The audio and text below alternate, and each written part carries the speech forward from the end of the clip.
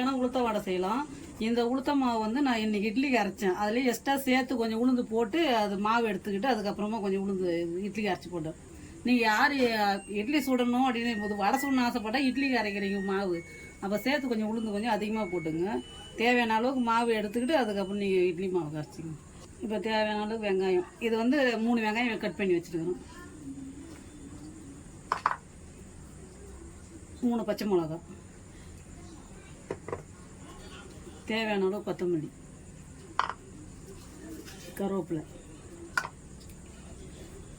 உப்பு. நான் அரிசி மாவு இருக்குது அதை போட்டுக்கிட்டேன். நீங்கள் என்ன பண்ணி மாவு அரைச்சிங்கன்னா அந்த அரிசி மாவு வருதுல்ல இட்லி அரைக்கும் போது அந்த அரிசி மாவு கொஞ்சம் எடுத்து வச்சு இதில் இப்போ சேர்த்து வச்சிங்க, போட்டு வச்சிங்க.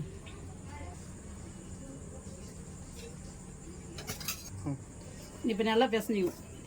இதில் நான் உளுந்து எடுத்து வச்சு தான் இதில் எல்லாத்தையும் போட்டேன். நீங்கள் கலக்கும் போது ஒரு பாத்திரத்தில் கொஞ்சம் பெரிய அகலமான பாத்திரத்தில் மாற்றிக்கிங்க. இப்படி நல்லா அடிச்சிங்க மாவு.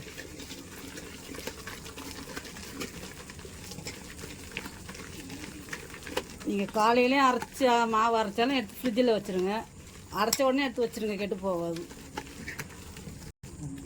இந்த பதத்துக்கு நல்லா கலக்கிங்க.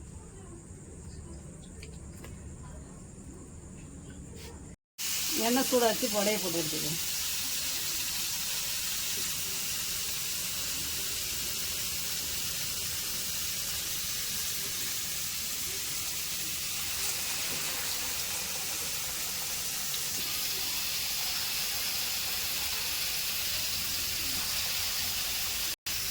இப்போ இது வடை ஆகட்டும்.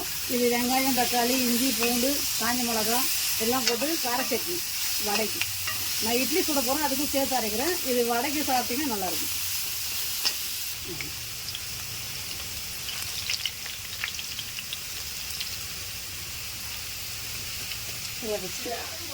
இந்த பதம் வந்தோடனே சட்னி ஆஃப் பண்ணிடுங்க. சாதம் நீங்கள் எப்போ அரைச்சாலும் சரி, ஏன்னா ரொம்ப தீ வச்சா நல்லா இருக்கிற டேஸ்ட் இருக்காது. இது சேர்த்துனா டேஸ்ட்டாக இருக்கும்.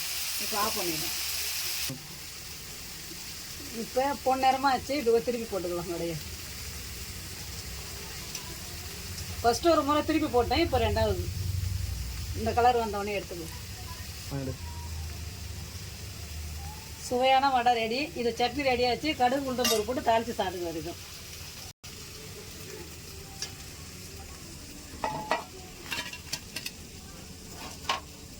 சுவையான உளுத்த வடையும் கார சட்னி ரெடி.